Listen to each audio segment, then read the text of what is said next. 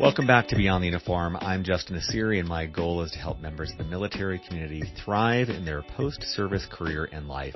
Today's episode number 403, Buying and Growing a Healthcare Company with Daniel Reese.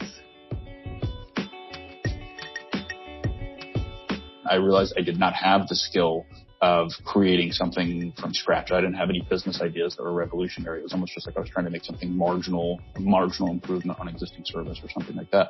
And so I think that led me a bit more to the search fund model of you're not creating it, it's already been created, but you are helping build it into a more professional organization. So.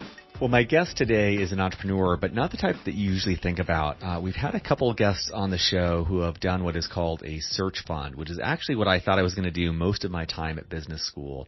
Rather than coming up with an idea, which many people struggle to do, and starting your own company, a search fund enables you to raise money to go out and find a company, usually a mom and pop type shop, something that's doing well, that could use a new owner, new management, and you actually purchase that company and then grow it from there, which is exactly what my guest today did. He purchased a company that I believe he said, it was, I don't know, let's call it 20 employees when he bought it. He's grown it to many more than 20 employees since he purchased it. We talk a lot about that, his advice on search funds, his advice on entrepreneurship, what it's like managing outside of the military versus inside of the military.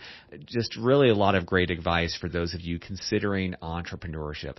As always, at beyondtheuniform.org, you'll find more information, show notes for this, resources to everything we discussed, 402 episodes just like this one, and more. So with that, let's dive into my conversation with Daniel. Well, joining me today in Brentwood, Tennessee, just close by Nashville, my guest is Daniel Reese. Daniel, welcome to Beyond the Uniform. I appreciate it, Justin. Thanks for having me. Here's a quick rundown on Daniel's background. He is the CEO of IntelliTriage, which is the #1 provider of tailored nurse triage solutions. After graduating from the Naval Academy, he served on nuclear submarines and then attended Harvard Business School. Daniel Reese acquired IntelliTriage through an entrepreneurial vehicle called a search fund, which we'll talk about in this episode.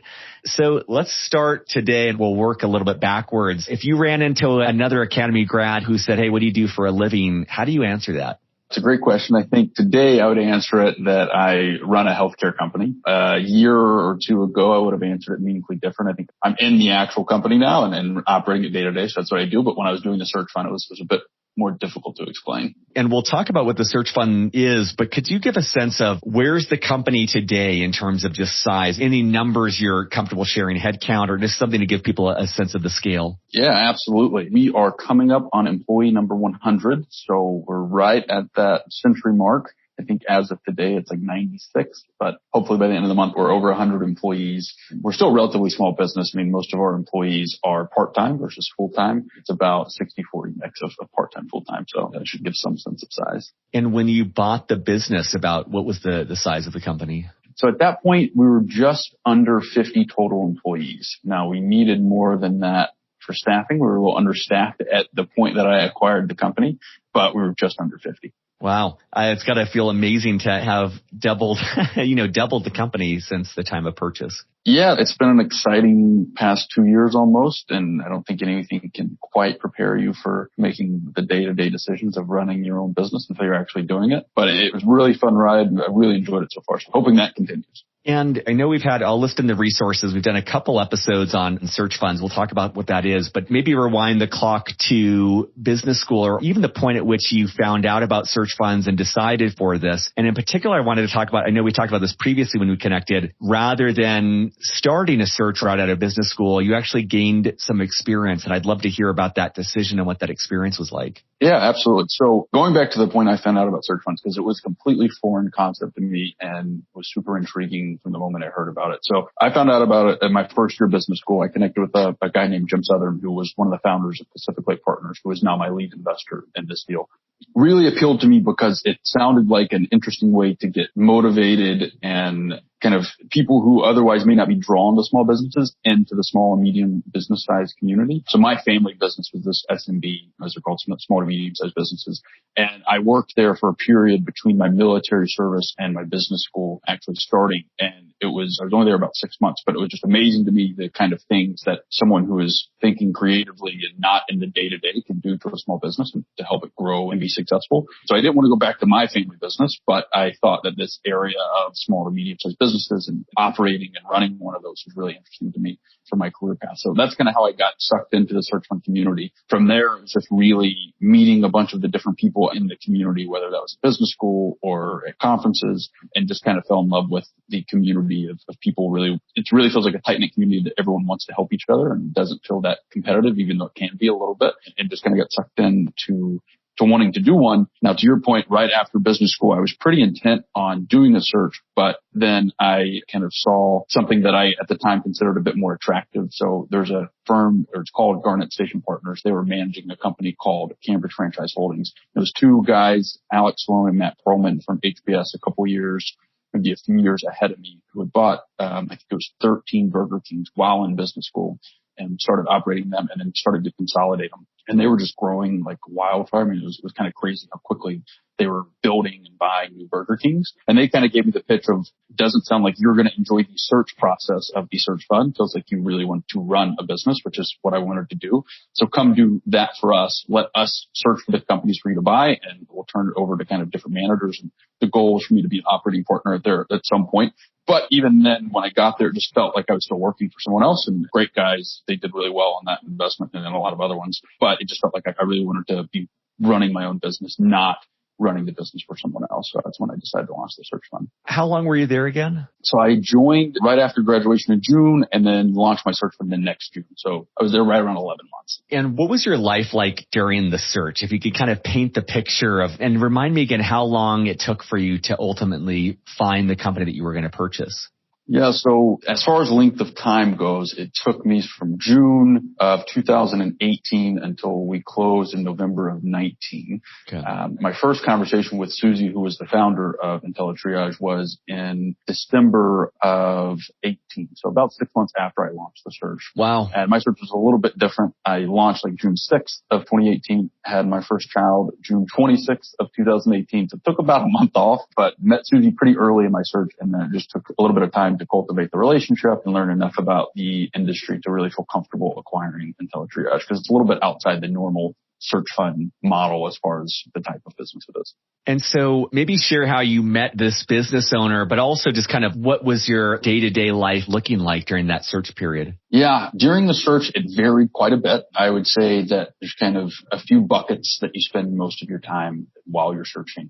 One is just like trying to think creatively around what industries could be attractive. I spent more time in that bucket than most, I would say. The second is doing actual outreach to companies and seeing who's interested. And then the third is really doing diligence on companies that are interested and going to meet them, making site visits, trying to understand what their business is and how it works and if it's a good business to buy. So those are kind of the three major buckets. I spent a lot of time in the first bucket and then a lot of time in the third bucket. And I didn't spend as much time as the outreach as some of maybe other people would be familiar with if they're kind of somewhat familiar with search funds. So a lot of my time was really self-directed as far as just what's interesting that I should look into, reading a lot of news articles, trying to understand really niche industries within these broader segments of healthcare that I thought were interesting, and then really diving deep with owners, whether I thought I could buy the business or not. My approach was, if I'm interested in this industry, if I can talk to a business owner in the industry, whether or not they want to sell, I'll have 15 conversations with them and then have no intent to sell, because each conversation I'm going to learn way more than I could possibly learn from reading something on Google or talking to a trade association president or something like that. So I spent a lot of time either talking to owners,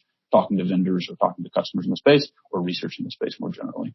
I think what's always fascinating me about search funds is it's so many different muscles, like the skill set that you just described in vetting, evaluating, making sure that the company that you're purchasing is the right one, the skill in raising money for these investors who are backing you to search and then to purchase the company, and then the skill that you're employing now, which is running and growing a company. And I'm guessing that that last one is what you wanted all along, maybe more of your wheelhouse. But How did you develop those other skills around fundraising, around basically doing due diligence as a single party on a company? Yes, I think this is where my year at Garnet Station really helped me, especially in this diligencing piece. I had never bought a business. I really didn't know how to do diligence on a business. I kind of thought it was like, oh, what's a diligence checklist? And you apply that checklist across whatever business you're trying to buy. And so the year I spent with Garnet Station really helped me understand not the nuance, but the surface level of how to research a business and do diligence on the business when you're trying to acquire it.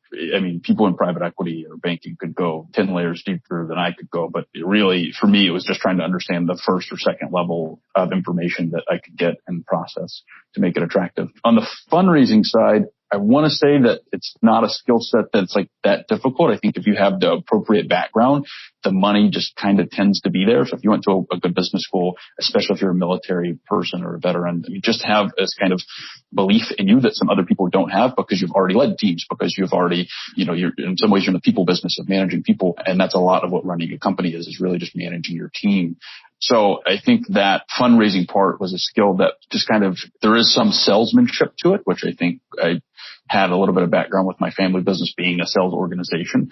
But I think more than anything, it's really hard to not get fundraised if you have the appropriate background and if you can put a deal together. So the area that I really wanted to focus on development for me while I was at Garnet Station was that diligence piece and understanding how to put a deal together and what that can look like on the back end as far as running the company. And one of the things you said earlier that I really liked is you said when you were at the family business, you realize when there's someone outside the business who can actually work on the business rather than being mired down in the business, there's a lot that can be done. What's your sense right now on like how much of your time is spent on the business versus just the running of 100-person organization?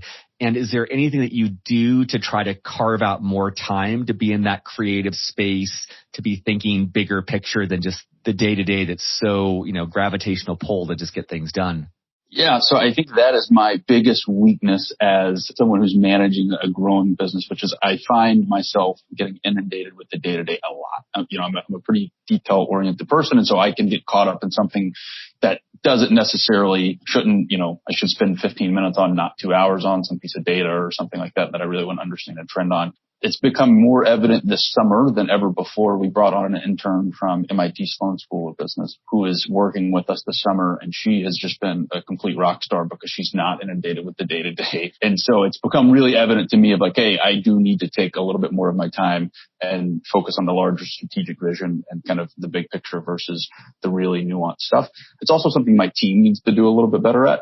We're still, again, a pretty small business. And so it's really easy for myself, my VP of Ops, my executive vice president, and my chief nursing officer to get mired in these day-to-day activities when we really need to be focused on a little bit more bigger picture stuff. So some of the tactical stuff we've done just over the past 6 months or so is set aside weekly, 3 times a week, an hour long for us just to get together and not talk about the day-to-day stuff, but talk about a little bit more big picture stuff. So anything that has to be at least kind of 3 months out. So that's kind of our criteria. Another thing is we have now a 2-hour monthly meeting where we really review the big things on the horizon. And then for me personally, I have, I think, 3 or 4 calendar blocks on my calendar now, which is like, I don't get rid of them. It's time for me to think about different things. So as an example, on Friday mornings, I have a 2-hour block where I'm just solely dedicated to people stuff, whether that's an operating structure change or a new compensation plan, whatever it is, something that's a little bit more strategic instead of day to day. And that's helped me a little bit. But I think if you talk to my board, that would be the one thing they say that I really need to focus a little bit more big picture and a little less day to day. What about as you look back on leadership from the Naval Academy and on submarines, what's changed in your approach to leadership now, running a fairly large business? And I'm curious kind of about like what changed or other skills you had to bring in or even things that you had to unlearn or purposefully get rid of from your past. That's a really good question. I think, as probably most of your listeners will resonate with them, a big misconception, I think, about the military is that you say it, people do it, right? There is some part of that. But at the end of the day, really good leaders in the military are building consensus and, leading by example and not just dictating exactly what needs to be done. I think that is very applicable in the business world. I think people who have kind of that authoritarian power in the military and haven't kind of developed the skills of leadership of building by consensus they may have had a tougher time in the private sector because you just don't quite have that direct power over them. But that has not been the majority of the leaders that I've seen come out of the military. It's pretty common that people understand leading by example is the way to build consensus and really getting other inputs and being collaborative. I will say that coming from the military, everyone is very mission driven, or at least more mission driven than I think the private sector. The private sector, to some people, it really is just a job. They're there for the paycheck. They're there because they need to make money, and it's not a mission driven type of thing they're wanting to do with their life. It's not their big goal. They're working to live. So there is a gap there on how you influence people around kind of, hey, this is something that we all care about. Let's get behind it and do it together. I think I really saw that whenever I was at Cambridge Franchise Holdings with the hourly workers, frontline workers at Burger King and Popeyes. They were just trying to make money. There wasn't a whole lot of mission that they could get behind. I see it less at teletriage. I think nurses, by their very nature, kind of are mission-driven people, similar to the military, and they want to make a difference and they want to provide good care. But you do get the occasional person who's just trying to make a little bit of extra money, and they're a little bit more difficult to manage, and you have to really figure out ways to incentivize them in ways that make sense for them, not just trying to rely on that sense of mission to get them to do what you need. First, I'm wondering, for our listeners, could you have done this without business school? I think people have done this without business school, right? I think it tends to be much easier to fundraise if you've gone to business school and have an MBA title. Again, I don't think it's impossible, but I do think there is, especially in the more traditionally funded search world, it's almost a prerequisite at this point. Again, I've seen some people do it without it, but I think it's meaningfully more difficult to do without an MBA, at least on the fundraising side and the type of search I did. There's a different so I did what's called a traditionally funded search. There's a self-funded search model where basically you don't raise capital until you actually acquire the business. So you don't raise money during the search. You don't get paid. You don't have any benefits like that. And you only raise capital at time of acquisition. And I think that is easier to raise capital for because you're actually raising it on a deal versus raising it for a search. That's where I've seen it be more successful. And do you have any resources that have helped you professionally? It could be a book, it could be a workshop. I'm just kind of curious, things that have benefited your career or even life outside of work that you'd recommend to listeners. Yeah. So for search funds in particular, I think getting as familiar as you can with the ecosystem is really beneficial. Stanford has a search fund study that they publish about every 2 years. That's great. Chicago Booth has some good resources. There's a couple of those if you type in just kind of search fund. That's good. The HBR book by Royce Yudkoff and Rick is really good for a kind of a tactical guide to buying a small business. One of the things that I spent a lot of time thinking about was starting a business versus buying a business. So trying to be a bit more entrepreneurial and actually starting a business versus buying a small business. If you're inclined to the more entrepreneurial route of starting a business, there's a book by Peter Thiel called 0 to 1. And it's basically talking about taking something from nothing to a completely new idea as opposed to iterating on an existing idea. And I think for me, it actually steered me more in the direction of a search fund. I realized I did not have the skill of creating something from scratch. I didn't have any business ideas that were revolutionary. It was almost just like I was trying to make something marginal improvement on existing service or something like that. And so I think that led me a bit more to the search fund model of you're not creating it. It's already been created, but you are helping build it into a more professional organization. So, but I do recommend that book, even if you're considering a search fund. I really appreciate that distinction though between the honest assessment of where your skill lies and realizing it's different skill set or one that you don't want to develop of coming up with an idea. But correct me if I'm wrong, the story that I tell myself about you is that you were good at managing people, you were good at growing things, and so why not put you in that seat as soon as possible rather than trying to find a killer idea and spending 5 years figuring out if that works or not. And I can imagine why that would be appealing to so many of our listeners. Yeah, I think that I don't know that I knew I was good at growing things or managing people. I thought that was more likely than my ability to create something new. But yeah, for me, that was the big draw is I could get into an organization and make a difference almost immediately. There's definitely a lot of learning that you have to do in any new organization, but there's some also just basic things that I think most good leaders and managers can start implementing right away that will help the organization. And so that appealed to me as far as getting in there and getting my hands dirty as quick as I could. I'll ask the same question for search funds, but let's just start broader with entrepreneurship. If someone listening is an entrepreneur or they aspire to be one, is there any advice that you would give them about being a successful entrepreneur? So let's see. First off, if you are an entrepreneur, you started a business, good on you. Congratulations. You took kind of the biggest leap and just like trying to do it. I don't know that I, again, have that ability to do it. What I do think that even with a search fund, so it's entrepreneurial. Some people call it the search fund entrepreneur, but I think it's being entrepreneurial is you have to be willing to kind of take some risk and you have to be willing to bet on yourself. In a lot of ways, especially if you're doing a traditionally funded search, investors are investing in you, the person. And so if you're not willing to have a lot of confidence that you can do it and take some risk yourself, no one else is going to take that risk. And so I think that's a big skill set that, and again, I don't think that's something some people say, oh, you just have self-confidence. I think it's a skill set that you work on over time and you're able to build some self-confidence. I think that's one that is very useful because there's going to be really tough times, whether it's during a search or whether starting a business. Like no one has it just straight up into the right trajectory. There's always a lot of bumps along the way. And so being able to persevere through that, understand why you're doing it. And I would say the first few months of me operating in teletriage were a bit rocky, but I was still having a great time. It wasn't clear that we were going to be a really growing, thriving business 2 years later, but I was still having a great time doing the day-to-day stuff. And I think that's something also to just keep some perspective on is you're doing what you want to be doing and there's a reason you enjoy doing that. So keep that in perspective even when times are not as smooth as possible. And specifically, if someone's thinking of starting a search fund, any lessons learned that you would pass on or advice, even if they're considering this as a career path? Yeah, so I think the biggest thing I always try to tell people when they're considering a search funds is, number one, search funds kind of fall into different categories. We'll learn what those are. So self-funded searches, traditionally funded searches, sole sponsor searches, like those are three different models that you need to understand the pros and cons for. I have a really good friend of mine who I talk to at least weekly who did a self-funded search, and our mindsets were just very different, and they both were really aligned with what we were doing. Had I had his mindset doing my type or he mine doing his type, it wouldn't have worked. So I think becoming familiar with those models, understanding those is really important. The second thing I would say, especially in a self-funded search, or a traditionally funded search, you have to align with your investors. You really need to be honest about the type of search you want to do, about the type of company you want to buy. And a lot of people, I think, get worried about being told no, like, no, we don't want to invest in you, or no, we're not going to fund this when they're launching the search. And to me, you're just kicking the can down the road, because if you're worried about that now, you're definitely going to be worried about it when bringing that type of deal to your investor group. Mm-hmm. So my kind of advice is always just be very transparent with your investors on the type of search you want to run, the type of business you want to buy. And I think things go much smoother that way.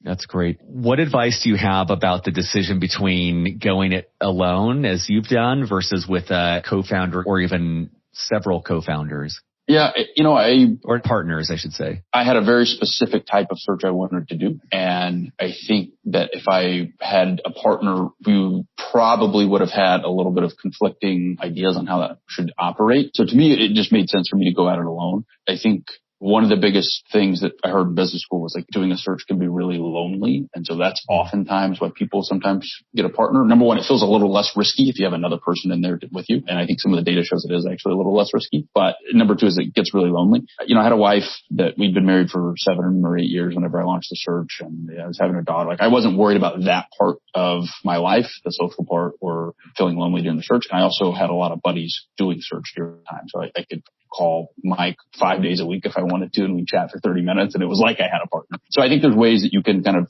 protect against some of that. But also I do think if you find someone who you have a complementary skill set with that really is aligned with what your vision is, you guys have kind of created the vision together, then I think it can be really beneficial. The biggest thing I always kind of say is if you're trying to bring someone else onto your vision, it's going to be some friction. If you guys build your vision together on the search, then I think it works smoother. I had a couple of friends from Stanford who experienced that where it just didn't work and they broke up their partnership. But I think that would be my advice, is really put some thought into what you're gaining and not just trying to de-risk it a little bit. Man, that's such a great statement. I wrote that down as you were saying it, but the thought of co-creating a vision rather than trying to bring someone on, I feel like there's so many applications of that in leadership and beyond just the search use case, but I think that's a powerful concept. I always like to keep the last question open-ended, which is either what have we not talked about you want to make sure that listeners know, or what are some final words of wisdom you'd like to leave with listeners? I think there's one thing that I would be remiss in not mentioning in any public forum that I'm able to get, which is a VA program called Voc Rehab, or Vocational Rehabilitation. I'm sure that a lot of your listeners are familiar with it, but a lot are not. It's basically a program when you get out of the military. If you have a VA rating, you can apply for Voc Rehab and they'll essentially pay for your school. And it's really broad application. It's not a super cumbersome process. I mean, there's obviously some paperwork, but it's not super cumbersome to go through. And I've had several friends who have gotten out of the military, had disability ratings, and then just didn't apply for it. So they had to pay for their own grad school. I mean, they had GI Bill, stuff like that. But I mean, it really is free to you, and the education is, because the VA pays for it. So I think that's something that I just want to bring a bit more awareness to. That program is fantastic, and I highly recommend it. The other thing I would say is, if any of your listeners are interested in learning more about search, I think one of the best things about the community, search fund community, is it's a lot like the veteran community. Reach out to me and connect with me on LinkedIn, or connect with any other military person on LinkedIn that does search. Hopefully they'll get back to you and we'll talk with you, because it's something, there's a lot of nuance to. And, I think that I had a lot of people who took an hour or half an hour out of their day to chat with me. So I'm always happy to do that with anyone who's interested in learning more. Awesome. I appreciate that. And for listeners at beyondtheuniform.org, we'll have links to IntelliTriage where you can learn more about what they're doing. I'll include links to vocational rehab, Peter Thiel's 0 to 1, all the resources that Daniel recommended during our conversation. Daniel, thank you so much for taking the time to speak with me today. I appreciate it, Justin. Thanks for having me. Surface.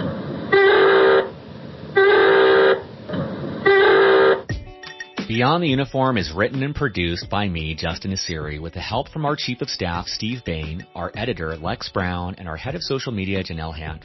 We are an all-volunteer organization and would greatly appreciate your help in any of the following ways. First of all, spread the word. Beyond the Uniform has over 380 podcast episodes and 15 on-demand webinars, all offered for free. Help us spread the word on social media, at military bases, or whatever gets this resource in front of the men and women who need it. Positive reviews on iTunes go a long way towards this as well. Second of all, sponsorship. Beyond the Uniform relies on sponsorship to keep us going. There is so much more we'd like to do, but just don't have nearly the resources to do it. If you know of a company that would advertise in any way with Beyond the Uniform, please send them our way. Third of all, donations. If you're in a financial position to donate, you can find more information on the support section of our website. At our website, beyondtheuniform.org, you'll find over 380 episodes categorized by industry, functional role, and more. You'll also find both free and for-purchase resources that take a deeper dive on topics related to career growth. Thank you for your support as we aim to help members of the military and their families thrive in their post-military career and life.